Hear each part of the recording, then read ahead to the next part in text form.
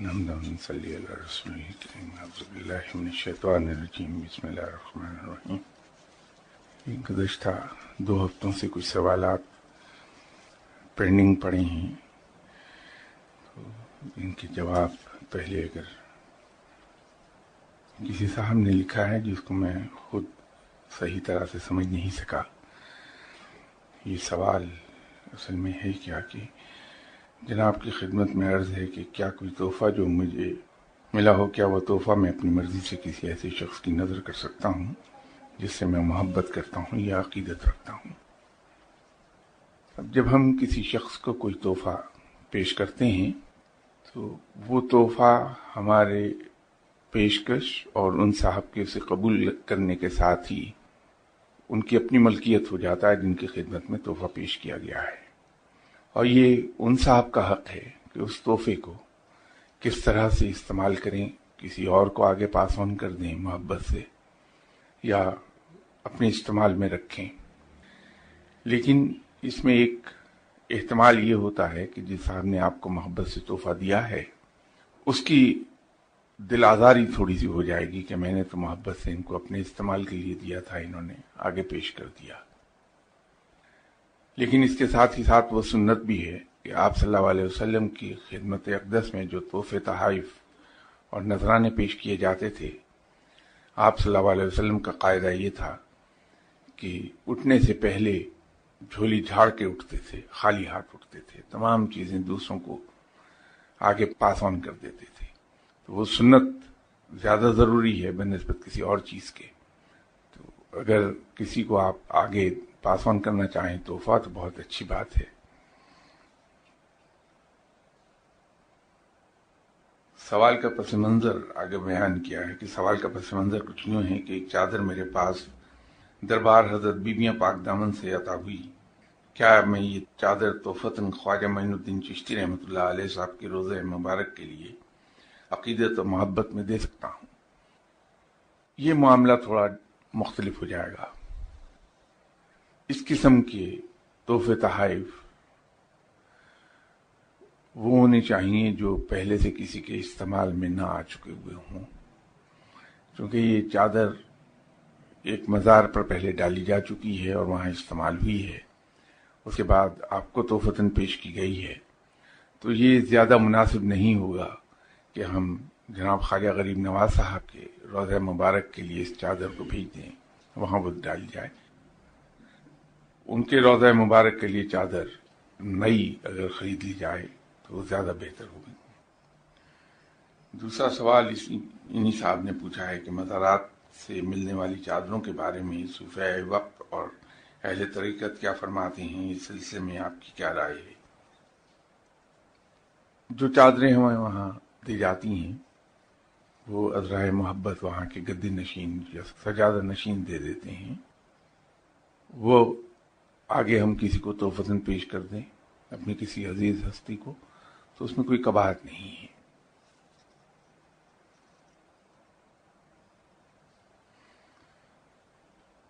لیلۃ القدر کی شب کو نوافل پڑھنے چاہیے یا کچھ لوگ کہتے ہیں کہ قضا فرائض نمازیں پہلے پڑھ لیں، ان میں سے کس کی زیادہ افادیت ہے؟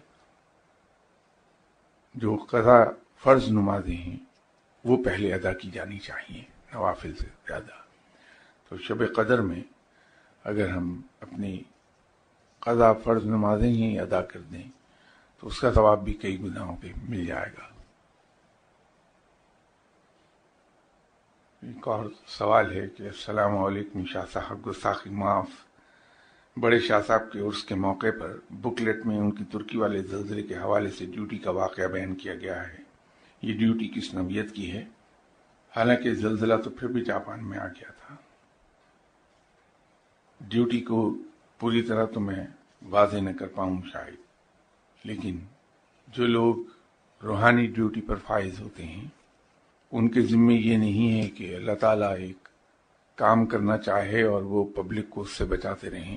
کس کی مجال ہے کہ اللہ تعالیٰ اگر کوئی وارننگ کسی کو دینا چاہتا ہے، کوئی عذاب بھیجتا ہے تو وہ روک پائے؟ ولی اللہ تو کیا پیغمبر بھی نہیں روک پائے گا. حضرت نوح علیہ السلام کا قصہ ہمارے سامنے ہے.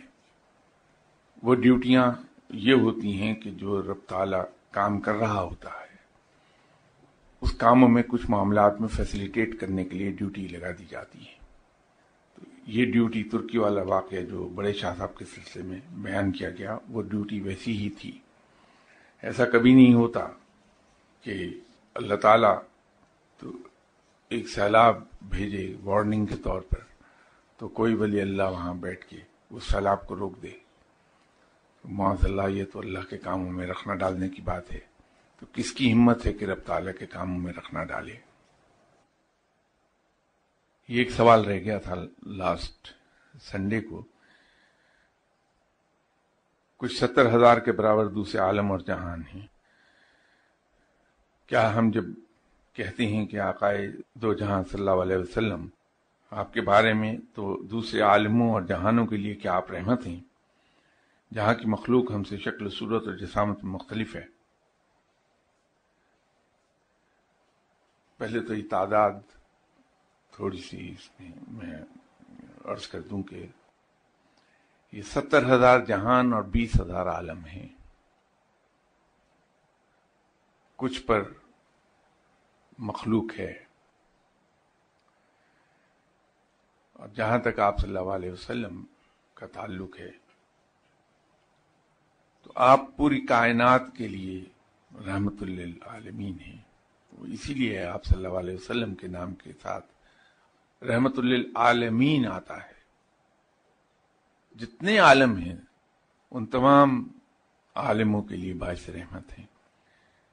آپ صلی اللہ علیہ وسلم صرف انسانوں کے لیے ہی باعث رحمت نہیں ہیں، صرف انسانوں کے لیے رحمت نہیں ہے، بلکہ آپ تمام جاندار اور بے جان چیزوں کے لیے بھی اتنے ہی مجسم رحمت ہیں جتنے ہمارے لیے. اور آپ صلی اللہ علیہ وسلم کا تصرف زمین کی گہرائیوں سے لے کے آسمان کی بلندیوں تک ہے. اور آپ صلی اللہ علیہ وسلم کی رحمت جو عطا کردہ ہے اللہ تعالیٰ کی، وہ احاطہ کرتی ہے تمام مخلوق کا، خواہ وہ کسی عالم میں بستی ہے. اور آپ صلی اللہ علیہ وسلم کا پیغام بھی تمام مخلوق کے لیے ہے جو جہاں کہیں بھی بستی ہو.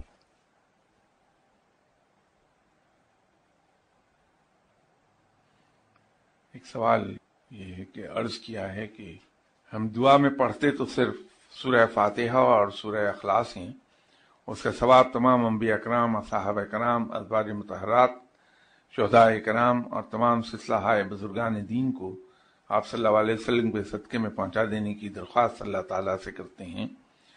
کیا ثواب کی مقدار اتنی ہوتی ہے؟ کیا یہ سب احباب کو برابر تقسیم ہو جاتی ہے؟ بہت سے عوامل کا ثواب دگنا ہے اور 70 گنا تک بتایا گیا ہے. اس کا میئرنگ یونٹ اور اکائی کیا ہے؟ کیا ایسا ہو سکتا ہے کہ ثواب کم پڑ گیا ہو یا ختم ہو گیا ہو؟ اس لیے آپ سے درخواست ہے کہ دوبارہ سے سورہ فاتحہ اور سورہ اخلاص پڑھ دیں. کیا ممکن ہے اور کیا نہیں، ذرا سمجھا دیں. سورہ فاتحہ اور سورہ اخلاص یا رب تعالیٰ کا کوئی بھی کلام ہو، اس کا ثواب نہ تو کسی کو یہ معلوم ہے وہ کتنا ہے، کسی کے علم میں نہیں ہے، اور ثواب کی میئرنگ یونٹ بھی کسی ذی جان کے علم میں تو ہے نہیں. لیکن اتنا ضرور پتہ ہے کہ جو تلاوت کلام پاک ہم کرتے ہیں اس سب کا ثواب اللہ تعالی ہمیں عطا فرماتا ہے. اب رہ گئی یہ بات کہ جو کچھ ہم نے پڑھا اس کا ثواب ہم نے بے شمار لوگوں کو، اب انبیاء کرام 1,24,000 روایت کیے جاتے ہیں، صحابہ کرام کی تعداد تقریباً 1 لاکھ بن جائے گی، ازواج مطہرات کی تعداد وہ آپ کو علم ہے، شہداء کرام کی تعداد انگنت ہے، اسی طرح جو بزرگان دین گزرے ہیں وہ بھی انگنت ہیں.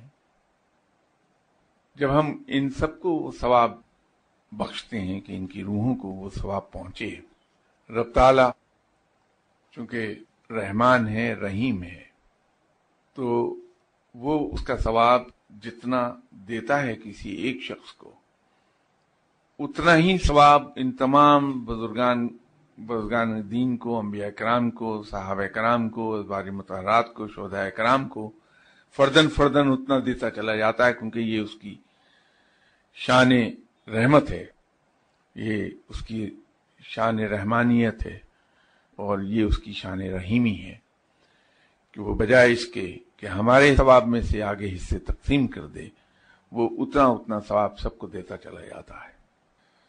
اس لیے نہ تو وہ ثواب کبھی کم پڑتا ہے نہ ختم ہوتا ہے۔ رمضان کی فضیلت کے بارے میں پچھلے رمضان خاص تفصیلی گفتگو ہوتی رہی۔ جہاں روزے کا ذکر کیا اللہ تعالیٰ نے، اس کے ساتھ اس روزے سے پیدا ہونے والے اثرات کا بھی ذکر کیا کہ جب ہم روزہ رکھتے ہیں تو اس سے ہم میں تقوی پیدا ہوتا ہے۔ جیسے رب تعالیٰ نے یہ فرمایا کہ تم پر بھی روزے فرض کیے گئے جیسے تم سے پہلے ہی امتوں پر روزے فرض کیے گئے تھے تاکہ تم متقی ہو جاؤ۔ یہ بالکل اسی طرح ہے جیسے نماز قائم کرنے کی بے پناہ تلقین کی گئی ہے، ہمیں نماز کا حکم دیا گیا ہے، جگہ جگہ تاکید ہے، اور نماز قائم کرنے کو کہا گیا۔ وہیں یہ بتا دیا گیا کہ نماز کیوں ضروری ہے ہمارے لیے۔ اس لیے ضروری ہے کہ ہمیں برائیوں سے روک لیتی ہے۔ اسی طرح روزہ جب ہم پہ فرض کیا گیا تو رب تعالیٰ نے یہ ایکسپلین کر دیا کہ روزہ رکھنے سے تم لوگوں میں تبدیلی کیا آئے گی، تمہیں اس کا بینیفٹ کیا ملے گا۔ روزے کا براہ راست بینیفٹ یہ ہے کہ آدمی متقی ہو جاتا ہے، اس میں تقوی پیدا ہوتا ہے۔ تقوی بہت سے لوگوں نے اس کو ایکسپلین کیا کہ تقوی ہے کیا۔ خدا آپ صلی اللہ علیہ وسلم نے بھی تقوی کو ڈیفائن کیا، اس کی تعریف بیان کی، اور آپ صلی اللہ علیہ وسلم کا ایک فرمان یہ ہے کہ بلا شبہ اللہ حکم دیتا ہے عدل کا اور احسان کا اور قرابت دادوں کو دینے کا، ممانعت کرتا ہے بے حیائی سے اور نامعقول باتیں کرنے سے، اور حج سے تجاوز کرنے سے بھی منع کرتا ہے اللہ تعالیٰ۔ یہ آپ صلی اللہ علیہ وسلم نے فرمایا کہ وہ تم کو نصیحت کرتا ہے کہ تم اسے مانو۔ یہ تقوی کی تعریف بیان کی ہے آپ صلی اللہ علیہ وسلم نے اللہ تعالیٰ کے اس فرمان کو کوٹ کر کے۔ اب اس کے اندر جس کی تلقین کی رب نے وہ ہے عدل کی، احسان کی اور قرابت داروں کو دینے کی۔ یہ تین چیزوں کی اللہ نے تلقین کی ہے۔ ایک زمانے میں یہاں میں نے آپ کی خدمت میں عرض کیا تھا کہ ہم اس چیز میں فخر لیتے ہیں کہ صاحب میں تو تمام معاملات میں انصاف سے کام لیتا ہوں، میں انصاف پر چلتا ہوں۔ اس وقت بھی میں نے عرض کیا تھا اور آج بھی عرض کرتا ہوں کہ یہ مسلمان کے لیے کوئی باعث فخر نہیں ہے، اس میں ہمارے لیے کوئی فخر نہیں کہ ہم عدل سے کام لیتے ہیں، انصاف سے کام لیتے ہیں۔ وہ اس لیے نہیں کہ یہ کوئی اچھی بات نہیں ہے، ایسا نہیں ہے، بلکہ یہ تو منیمم سٹینڈرڈ ہے جو اللہ تعالیٰ نے مسلمان کے لیے سیٹ کیا کہ مسلمان ہمیشہ انصاف سے کام لیتا ہے۔ یہ سٹارٹنگ پوائنٹ ہے ہمارا، بڑا لوئسٹ درجے کا سٹینڈرڈ ہے مسلمان کے لیے کہ وہ انصاف سے کام لے۔ ہاں وہ ایک جگہ جا کے یہ کہہ سکتا ہے کہ کچھ میں اچھا کام کرتا ہوں، اگر وہ انصاف سے کام نہ لے بلکہ ایثار سے کام لے لے، اور اگر اللہ اسے توفیق دے مسلمان کو تو پھر اس معیار پر پہنچے جو مسلمان کا حق ہے، جو مومن کا حق ہے، وہ ہے کہ قربانی سے کام لے، دوسروں کے لیے قربانی کرے، اپنے حقوق کی، اپنی ضروریات کی۔ وہ اس کے لیے یقیناً بے بہا اجر لے آئے گی رب تعالیٰ سے، کیونکہ یہ تو منیمم سٹینڈرڈ بیان کیا کہ تم عدل سے اور انصاف سے کام لو. مسلمان کو رب کو خوش کرنے کے لیے اگر مسلمان یہ چاہتا ہے کہ میرا رب مجھ سے راضی ہو جائے تو پھر اسے اس منیمم معیار سے اوپر اٹھنا پڑے گا، اور وہ یہی ہے کہ وہ انصاف سے بلند ہو کر یا تو ایثار سے کام لے یا قربانی سے کام لینا شروع کر دے، کہ دوسروں کے لیے اپنے حقوق کو ہی قربان کر دے، اپنی ضروریات کو قربان کر دے، اپنے آرام کو قربان کر دے، تو وہ رب کو راضی کر لے گا. تو اس میں بھی جہاں آپ صلی اللہ علیہ وسلم فرمایا کہ تقویٰ کی تعریف اللہ تعالیٰ کے اس فرمان میں ہے جو میں نے ابھی آپ کے سامنے عرض کیا، جس میں رب تعالیٰ نے 3 چیزوں کی تلقین ہمیں کی ہے کہ ہم عدل سے کام لیں، احسان سے کام لیں اور قرابت داروں کو دیں. یہ قرابت داروں کو دینے کا معاملہ عام طور پر ہمارے آنکھوں سے اوجھل ہو جاتا ہے. قرابت دار لفظ قرب سے نکلا ہے اور قرب قریب سے ہے. تو قریب تو ہمارے بہت سے لوگ ہو جائیں گے، جس میں عزیز بھی ہیں، رشتہ دار بھی ہیں، دوست ہیں، احباب ہیں، ملنے والے ہیں. تو انہیں درجہ بدرجہ لک آفٹر کیا جانا چاہیے، ان کو ہمیں اپنی کمائی سے دینا چاہیے. بہت سی جگہوں پر خاص طور پر وہ لوگ جو مجھ جیسی ہیں، جن کا نہ اپنا کوئی معیار ہے، نہ جن کی کوئی تربیت ہو سکی ہے، تو مجھ جیسے لوگ یہ بہانہ بنا لیتے ہیں کہ صاحب میرے پاس تو اپنی ضروریات کے لیے کچھ ہے نہیں، تو میں کسی کو کیا دوں گا. اگر ہم کسی کے ساتھ خوشحالی نہیں بانٹ سکتے، اپنی خوشحالی میں کسی کو حصہ دار نہیں بنا سکتے اس لیے کہ ہم خوشحال ہیں نہیں، تو کم از کم ہم اپنی بھوک تو دوسروں سے بانٹ سکتے ہیں. اگر مجھے 2 روٹی کی بھوک ہے اور مجھے کہیں سے آدھی روٹی میسر آ گئی، تو میں اس آدھی روٹی کو بانٹ کے کسی اور کو بھی اپنے ساتھ شریک کر سکتا ہوں. یوں میں اپنی بھوک دوسرے کے ساتھ بانٹ سکتا ہوں. رب تعالیٰ کو یہ بات اور زیادہ پسند آتی ہے کہ جس شخص کے پاس وسائل اپنے لیے ہی پورے نہیں ہیں، اس کے باوجود وہ دوسروں کو اپنے وسائل میں شریک کرتا ہے، دوسروں کو لک آفٹر کر لیتا ہے، خود تنگ ہوتا رہتا ہے لیکن دوسروں کے لیے کچھ نہ کچھ کرتا رہتا ہے. تو قرابت داروں کو دینے سے مراد یہ ہے. اور اسی طرح 3 چیزوں سے رب تعالیٰ نے روکا ہے: بے حیائی سے، نامعقول باتیں کرنے سے اور حد سے بڑھ جانے سے. ہم میں سے اکثر حوالہ دیتے ہیں قرآن آیت کا کہ اللہ تعالیٰ نے بدلہ لینے کی اجازت دی ہے، لیکن ہم یہ بھول جاتے ہیں کہ اس کے اندر اسی آیت کے اگلے الفاظ بہت سٹریس دے کے اللہ تعالیٰ نے یہ کہا ہے کہ تمہیں بدلہ لینے کی اجازت ہے، لیکن صرف اسی قدر جس قدر تمہارے ساتھ زیادتی کی گئی ہے. اور آخر پر ایک جملہ اور ہے کہ اللہ تعالیٰ معاف کرنے والا ہے اور معاف کرنے والوں کو پسند کرتا ہے. اب یہ فیصلہ ہمیں خود کرنا پڑے گا، یہ فیصلہ ہمارا ہے کہ ہم اس چھوٹ کا فائدہ لیں جو اللہ تعالیٰ نے ہمیں چھوٹ دے دی ہے کہ تم بدلہ لے لو، اور اس کے ساتھ ایک حد مقرر کی کہ صرف اسی قدر جس قدر تمہارے ساتھ زیادتی کی گئی ہے.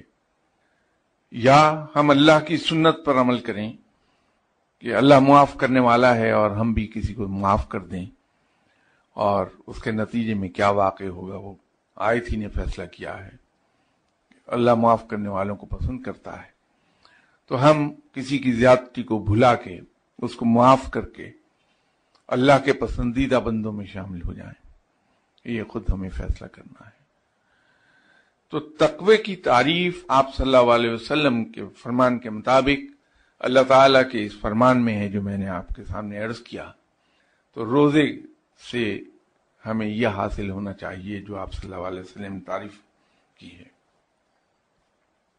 تقوی کی تعریف ایک اور صاحب حضرت ابن عمر نے بھی کی. کہ تقویٰ کیا ہے؟ تقویٰ یہ ہے کہ ہم ہر شخص کو اپنے سے بہتر جانیں. یہ حضرت ابن عمر رضی اللہ تعالی عنہ کی بیان کردہ تعریف ہے. اسی طرح جناب حضرت حسن بصری رحمۃ اللہ علیہ صاحب نے فرمایا کہ تقوی کی تعریف یہ ہے کہ ہر وہ شخص جس پر تمہاری نظر پڑے اس کو تم اپنے سے بہتر گردانو. یہ دونوں کی تعریف ایک ہی ہے، صرف الفاظ کا فرق ہے. حضرت ابن عمر رضی اللہ تعالی عنہ کی بھی اور جناب حسن بصری رحمۃ اللہ علیہ صاحب کی بھی دونوں کی تعریف ایک ہی ہے. اسی طرح حضرت عمر رضی اللہ تعالی عنہ نے جناب حضرت کعب احیار سے یہ فرمایا تھا کہ تم تقوی کی تعریف میرے سامنے بیان کرو. تو حضرت کعب احیار نے فرمایا کہ حضرت کبھی آپ ایسی راہ پر چلے ہیں جس پر کانٹے اگے ہوئے ہوں، کانٹے دار جھاڑیاں ہوں؟ تو حضرت عمر رضی اللہ تعالی عنہ نے جواب دیا کہ ہاں میں چلا ہوں. کہ پھر اس راستے پر آپ کا رویہ کیا ہوتا ہے؟ تو حضرت عمر رضی اللہ تعالی عنہ نے فرمایا کہ میں اپنے دامن سمیٹ کے، اپنے کپڑے سمیٹ کے انہیں باندھ لیتا ہوں تاکہ ان کانٹوں میں نہ الجھ جائے. تو فرمایا کہ تقویٰ یہی ہے کہ دنیا کے راستوں پر اس طرح چلا جائے کہ اس کے چاروں طرف کانٹے ہیں اور ہم اس سے اپنے دامن بچا کر چلیں کہ ان کانٹوں میں الجھ نہ جائے. یہ تقویٰ ہے. ایک اور بڑی جید ہستی بھی گزرے، وہ حکمرانوں میں بھی رہے، امیر المومنین بھی تھے، اور حضرت عمر رضی اللہ تعالی عنہ کے بعد انہی کا دور سب سے زیادہ اچھا دور گنا جاتا ہے. وہ ہیں حضرت عمر بن عبدالعزیز. نہایت پرہیزگار انسان تھے، بہت متقی انسان. حضرت عمر بن عبدالعزیز نے تقویٰ کی تعریف اس طرح سے بیان کی تھی کہ تقویٰ یہ نہیں کہ تم دن کو روزے رکھو اور رات کو نمازیں پڑھو اور ان کے درمیان کوئی گڑبڑ نہ ہونے دو. یہ تقویٰ نہیں ہے. تقویٰ یہ ہے کہ جن چیزوں سے اللہ نے منع کیا ہے تم ان چیزوں سے منع ہو جاؤ، اور جن کو کرنے کا حکم دیا ہے تم ان پر عمل کرو. اب یہاں بہت سی آئی بروز ریز ہوں گی کہ نمازیں پڑھنے اور روزہ رکھنے کو کنڈیم کیسے کیا؟ کنڈیم نہیں کیا. اس کو ذرا سا گہرائی سے اگر سوچا جائے کہ جب ہم ہر وہ کام کرتے ہیں جس کا حکم اللہ نے دیا ہے اور ہر اس کام سے رک جاتے ہیں جس سے اللہ تعالیٰ نے ہمیں روکا ہے، تو نماز، روزہ، شب بیداری، تہجد گزاری، یہ سب اسی میں آ جاتی ہے کہ ہم چونکہ اللہ کا حکم ہے تو اس پر عمل کرتے ہیں. ایک اور صاحب گزرے ہیں، طلق بن حبیب. انہوں نے تقویٰ کی تعریف بڑی عجیب کی. انہوں نے کہا کہ تقویٰ نور ہے، ایک روشنی ہے اللہ کی عطا کردہ. تو اللہ کی اس پھیلائی ہوئی روشنی میں ثواب کی امید پر اللہ سے شرم کرتے ہوئے جب ہم زندگی گزارتے ہیں، اللہ کے بتائے ہوئے راستے پر چلتے ہیں، تو یہ تقویٰ ہوتا ہے. بڑی عجیب تعریف بیان کی. رمضان کے مہینے میں صرف روزہ نہ رکھا جائے. جیسے میں نماز کے سلسلے میں عرض کیا کرتا ہوں کہ صرف نماز پڑھی نہ جائے بلکہ اس پر نظر بھی رکھی جائے کہ کیا ہم نماز قائم کر رہے ہیں. نماز پڑھنا ایک بات ہے اور نماز کا قائم کرنا اس سے آگے کی بات ہے.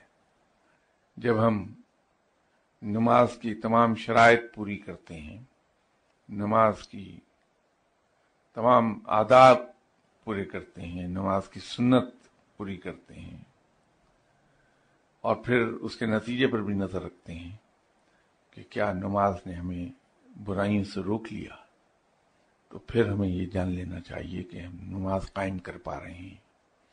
اگر ہماری نماز ہمیں برائیوں سے نہ روکے تو پھر نماز اس بات کا تقاضا ہم سے کر رہی ہے کہ ہم اس کو صحیح طریقے پر قائم کریں کہ ہم برائیوں سے رک جائیں۔ اسی طرح جب ہم روزہ رکھتے ہیں تو روزہ ہم یوں رکھیں کہ اس سے ہم میں تقویٰ آ جائے، ہم ہر وہ کام کرنے لگیں جس کا اللہ نے ہمیں حکم دیا، اور ہر اس کام سے رک جائیں جس سے اللہ نے ہمیں منع کیا ہے۔ بہت سی جگہوں پر جا کر ہمارا نفس ہم پر غلبہ پالے گا اور شیطان ہمارے دل میں ڈالے گا کہ اس کی بہت سی توجیحات ہم بنا لیں۔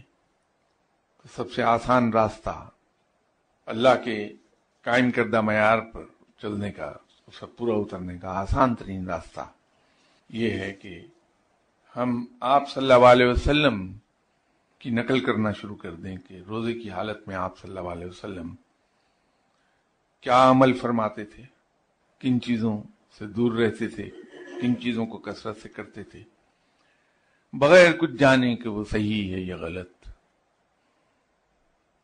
صرف آنکھیں بند کر کے اس یقین کے ساتھ آپ صلی اللہ علیہ وسلم کی نقل کر لیں کہ آپ صلی اللہ علیہ وسلم کا کوئی فعل قرآن کے منافی نہیں ہے، آپ صلی اللہ علیہ وسلم کی عملی زندگی عملی قرآن ہے، شریعت کی عملی شکل ہے وہ۔